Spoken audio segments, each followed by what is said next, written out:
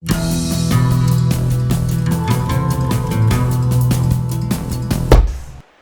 aí, gente, começando o PodPai, o podcast da Pineapple. A gente tá falando de saúde, bem-estar, hipertrofia, mas mais importante de tudo, a saúde na sua plenitude, não é isso? É isso aí, perfeito. Olha, bom demais. Hoje aqui com o personal, olha, ele tá aqui, senhoras e senhores, a gente já tem mais de 30 anos de experiência, não é isso, Robson? Robson Machado. Prazer estar aqui contigo, Robson. Prazer, Ale. Prazer é todo meu.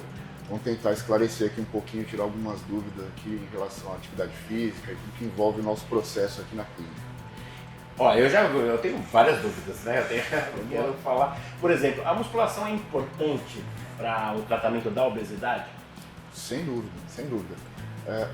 Aliás, que é um dos principais fatores e métodos que contribui para combater a obesidade. Uhum. Então, a musculação, a ideia é o quê? De hipertrofia. Né? Você aumentar a sua massa muscular e você aumentando a sua massa muscular, você aumenta a sua máquina de gastar caloria. Você pensa que é o seguinte, 70% das calorias que a gente gasta, 70%, ou seja, 2/3 das calorias que a gente gasta por dia, são só para manutenção da massa muscular. Então, se você aumenta a sua massa muscular, você potencializa a sua máquina de gastar caloria. Entendi. Certo? Então, e aquela coisa, o pessoal, não, tá obeso, primeiro ele vai fazer aeróbico para emagrecer, depois ele vai para musculação. Não é isso. Calma aí, isso é importantíssimo, calma aí. Vamos lá. Porque assim, a gente sempre ouve, a gente imagina, né, fazer musculação vai só te dar músculo, tô falando da cabeça do leigo, como eu, senhoras e senhores, eu me assumo leigo, então a gente pensa, não, vai ficar só forte, vai engordar mais, não tem nada a ver, né? Não tem nada a ver. Num primeiro momento, ele pode aumentar um pouco o peso na balança. É aí que está a diferença de você ganhar massa muscular e perder gordura. Porque o músculo é mais pesado que a gordura? Exatamente, o músculo pesa 3 vezes mais do que a gordura. Entendi. Entende? Por causa da densidade. Então assim, a densidade do músculo é 1, alguma coisa. E a da gordura é 0,30 e pra lá. Então assim, se você perder um pouco de gordura e ganhar um pouco de músculo na mesma proporção, você está mais magro, você está mais pesado na balança. Entende? Olha que interessante isso, é bom a gente falar, porque a gente fala 1 kg de algodão ou 1 kg de ferro. Por aí, é isso aí. Aí Aquele lance do volume. Isso, exatamente, isso aí, é isso. Que interessante isso, porque a ideia que a gente tem, que a gente cresce ouvindo e fala assim, não, calma, a musculação é só para você, né, ficar mais forte e tal. É que tem um fator psicológico, né? Geralmente quem é obeso, ele pode até entender essa relação que a gente está falando de músculo, entre músculo e gordura, mas ele quer ver o quê? Ele quer ver o resultado na balança. Entendi. Então, até pode ser uma estratégia válida, lógico, que de repente ele comece com um pouco de aeróbico, porque ele vai perder um pouco de líquido, de gordura primeiro, e se ele não ganhar muita massa muscular, o peso dele na balança tende a diminuir. Então pode ser um gatilho motivacional, de olhar na balança e falar, pô, diminuiu meu peso. Mas é interessante a gente dizer que se a gente está com mais peso, não quer dizer que a gente esteja menos saudável. Perfeito, exatamente. Essa relação que tem, o que muitas pessoas não confundem, mas levam muito em consideração o tal do índice de massa corporal, o IMC. Se você pegar um IMC de um fisiculturista, por exemplo, é de obeso mórbido. E o cara tem 4, 5% de gordura no corpo. Entendi. Entendeu? 4, 5, é muito pouco, né? O atleta às vezes chega até menos, tem atleta que chega a 2% de gordura quando está no dia de campeonato. Mas são extremos, né? Não é o foco. É aquele que até instala exatamente. A pele, a pele ali faz um barulhinho, isso mesmo. É isso. 5, 4, 5, falta um pouquinho pra mim. Pra nós, pra nós. Agora, Robson, nós temos a dúvida do Freitas. O Freitas, que só gosta de fritas, está mudando de vida. Ele tem uma dúvida para falar contigo. Freitas. Eu tenho uma pergunta aqui pro Dr. Robson. Ô Dr. Robson, não sou eu, tá? Tem um amigo meu que é muito sedentário, assim, e ele quer começar nas atividades físicas, sabe? Então me falaram que é melhor começar pela corrida, assim, né? Começar pelo aeróbico pra começar perdendo peso antes de ganhar músculo. É verdade isso? E a diferença para perder peso entre o aeróbio e a musculação? Então, perder peso, veja bem, entra naquilo que a gente está falando agora. Não é saudável perder massa muscular. Se você perder massa muscular, você vai perder peso também. Sim. Mas nunca é saudável perder massa muscular. Por isso que é também importante um acompanhamento de uma dieta. Exato. Como o programa que a gente faz. É isso. Então, assim, se o paciente seguir corretamente ali o que o nutricionista passar, o médico, e de acordo com o treinamento que o profissional passar, a chance dele ter o sucesso de atingir os objetivos dele é muito grande. Óbvio que dependendo do empenho dele, né, quanto maior o empenho dele, mais rápido ele vai chegar no objetivo.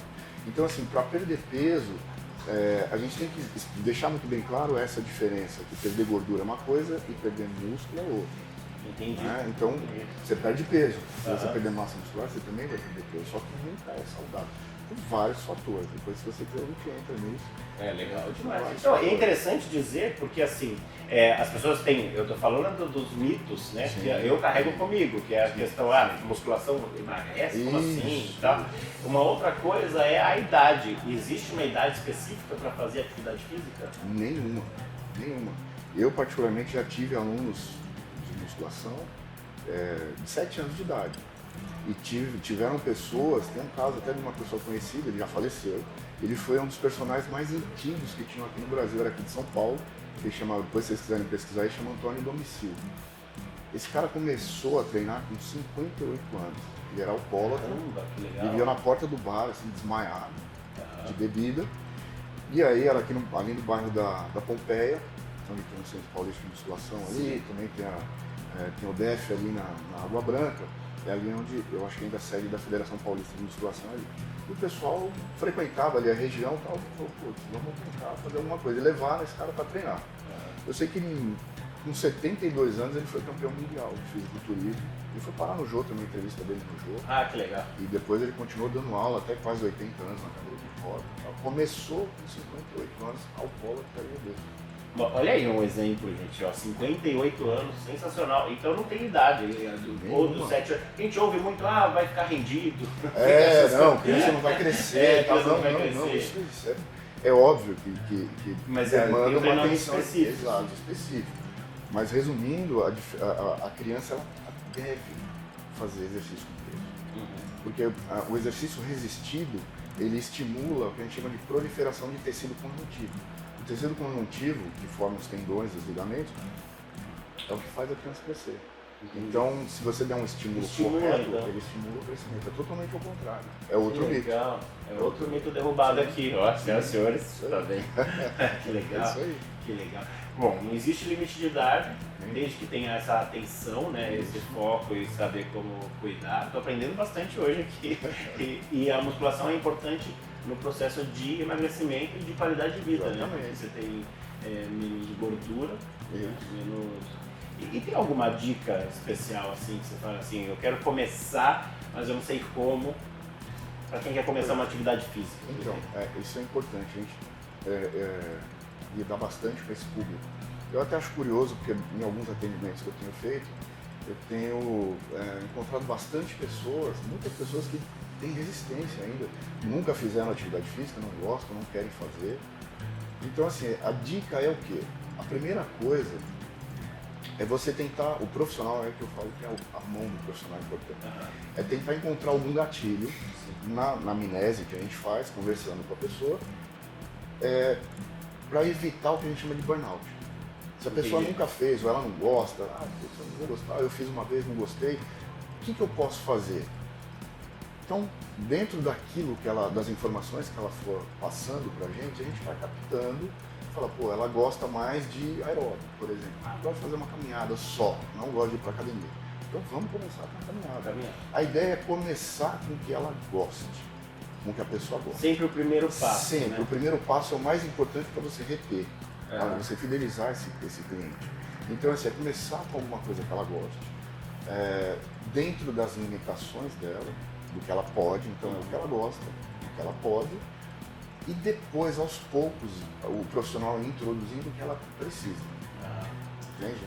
Então essa é a ideia, é começar, eu só gosto de fazer bicicleta, então vamos começar. Tem gente que gosta de uma coisa mais lúdica e quer, por exemplo, funcional. Vai mais para funcional, que é o peso do próprio corpo. Então, tem um pouco de... mito também. Não mito, mas assim, existem algumas informações, eu acho que, assim, desconotar um pouco a ideia do funcional, por exemplo. O funcional, a ideia é que todos os exercícios são funcionais. Eles especificaram, trouxeram para uma linha, que a ideia do funcional é de gerar mais mobilidade. Entende? Então, alguns exercícios de propriocepção, é uma atividade complementar que é excelente. Então, ela complementa, inclusive, pode ajudar na hipertrofia, no treinamento de alto rendimento, desde que seja bem orientado também. Então, assim, só que o funcional virou aquela coisa que a gente está falando de rede social. Claro. Então, tem muitas informações aí aleatórias, que o pessoal não tem muito conhecimento, monta alguma coisa, coloca lá e as pessoas seguem. Aproveitando o gancho também, Robson, a questão do o que está muito na moda, todo mundo fala muito de CrossFit, por exemplo. Sim. E aí a questão dessa diferença entre o CrossFit e a musculação, tem algum que é melhor para emagrecimento? Não, para emagrecimento não tem. Qualquer atividade emagrece. O que vai determinar o emagrecimento é o balanço calórico, o nitrogenado. Isso é mais a parte da nutricionista, mas como é que funciona? Se você gasta X calorias por dia, você gasta 2.000 calorias por dia, certo? É o que o seu carro precisa para fazer aquele percurso durante o dia. Se você colocar pouca gasolina, vai faltar. Entende? Então, é o balanço nitrogenado negativo. Eu preciso ingerir menos calorias do que eu gasto. Se eu ingerir mais, num determinado período, dependendo da caloria ou do tipo de nutriente que você ingerir, ele pode transformar aquilo em gordura. Se você não consumir, usar ele como fonte de energia, ele vai transformar aquilo em gordura num determinado período. Então, o que vai determinar a quantidade de gordura que a pessoa vai perder é mais importante essa reeducação alimentar. Óbvio que a atividade física ela vai potencializar. Porque de um lado você diminui a sua ingestão de calorias e do outro lado você aumenta o gasto. Que é o tal do déficit calórico. Déficit calórico. Então isso vira uma janela de oportunidade. A diferença do CrossFit para musculação é que, falando em emagrecimento, assim, os dois são bons, como eu falei, o que vai determinar mais é a parte nutricional. Qualquer atividade emagrece, né? Qualquer uma. Então, a diferença é que as pessoas confundem como hipertrofia, por exemplo, no lance da hipertrofia. Onde o músculo desenvolve mais, o momento que o músculo desenvolve mais é quando ele está descansando. É no descanso. Não é quando ele está treinando. Entendi. Então, no treino, ele tem até o efeito que a gente chama de efeito de catabolismo. Você está degradando as fibras musculares ali. E é ali que ele cresce, né? Então quando você estiver no repouso, geralmente a síntese proteica ela se dá em torno da 18ª hora depois que você termina então, o treino. por isso que é importante fazer treino, por exemplo, você faz de perna, aí às vezes você faz de A braço periodização. para ter o tempo de É descanso. isso. A diferença do CrossFit é esse. No CrossFit, você não tem um tempo de descanso, você não tem uma periodização para hipertrofia. O foco não é hipertrofia. Não é, apesar deles trabalharem com cargas elevadas, o foco não é hipertrofia. Simplesmente é um rendimento. Né? Quando o CrossFit foi criado por Greg Glassman, se não me engano, acho que foi em 2000, a ideia é que todo mundo pudesse fazer todo tipo de atividade. Inclusive o CrossFit foi criado até para criança. Mas é óbvio que a coisa foi deturpando um pouco, de acordo com o decorrer, né? Então virou uma coisa muito comercial, enfim. E aí acabou, e fica essa, tem um tempo, teve um desconforto ali entre musculação, o pessoal fala, não, os velhos da musculação, funcional, do CrossFit, não é. Então assim, a gente tem que entender a necessidade do cliente e direcionar e falar, olha, para você, pro teu objetivo, isso é o melhor. Eu quero emagrecer, eu gosto de CrossFit. Para fazer CrossFit. Funcional, funciona? Também funciona. Na parte estética, tal, musculação. Entendeu? Eu preciso desenvolver mais isso, né, daqui, na musculação. A gente falando da criança, retornando um pouquinho, fazendo uma comparação, né? Pô, uma criança pode começar a treinar tão cedo? Pode, até deve. Porque alguns estudos mostram assim, a musculação são exercícios totalmente controlados. Entende? Então, um risco de lesão é muito pequeno, claro, bem orientado. Mas se você tem a questão da postura. Isso, se você for comparar onde tem as maiores lesões na criança, são os esportes. Então tem as rotações, torções, deslocamentos, saltos. É muito mais fácil ela se lesionar jogando futebol do que fazer musculação. Corretamente. Interessante. Demais, demais. Agora, bom, eu tô. Agora um testemunho pessoal. Eu tenho feito, né? Claro, estou aqui na Pineapple, estou sendo muito bem orientado, estou me sentindo muito ativo, muito mais disposto a fazer. Acho que eu estou fazendo mais coisas em menos tempo. Isso tem muito a ver não só pela dieta, mas também pelas atividades físicas. Né? Não tenho dúvida. Essa é a outra vantagem que a hipertrofia causa. É uma das maiores vantagens em relação a outras atividades. Quando você tem a massa muscular bem estruturada, ela tira a tensão das articulações. Então todas as tensões, as rotações, as pressões, impactos que as articulações sofrem durante todas as atividades que a gente faz, quando você estrutura a sua massa muscular, ela absorve esses impactos. Então ela protege as articulações. Então uma das funções da hipertrofia é preservar a articulação. Interessante isso. Eu estou animado, eu estou empolgado. Não é? Você percebeu isso, você sentiu, sim, né? Total. Hoje, aliás, então, o lance da caminhada, que é um primeiro passo, acabou sendo complementar. Então, além de eu fazer... Você começou assim, com caminhada. Comecei com a caminhada. E hoje o que você sentiu? Como é que você está sentindo? Hoje eu estou no centro, quero correr. Hoje eu já quero correr. Legal. E aí eu estou cuidando de mim, que eu estou falando assim, né? Faz 2 meses e meio. Então, assim, comecei agora e já tive um retorno maravilhoso. Eu tive 4 quilos de gordura já. E ganhou massa muscular. Bem massa. Então, assim, tô animado. Tô bem, assim, não vejo a hora de ir pra praia e, né? Pôr a sunga branca. Camisa, pôr a sunga branca. Exato. Legal. Mas, assim, Robson, quero te agradecer demais por estar aqui com a gente. Quando o papo é bom, Sim. vai tão rápido, né? Verdade. E te agradecer e falar, olha, obrigado e estamos junto nessa, né? É isso aí. E você que está assistindo a gente, ó, segue a gente aqui, entra no canal porque vai ter muito papo bacana falando de saúde, bem-estar, como cuidar de você mesmo, né? Importante. Perfeito. Isso aí.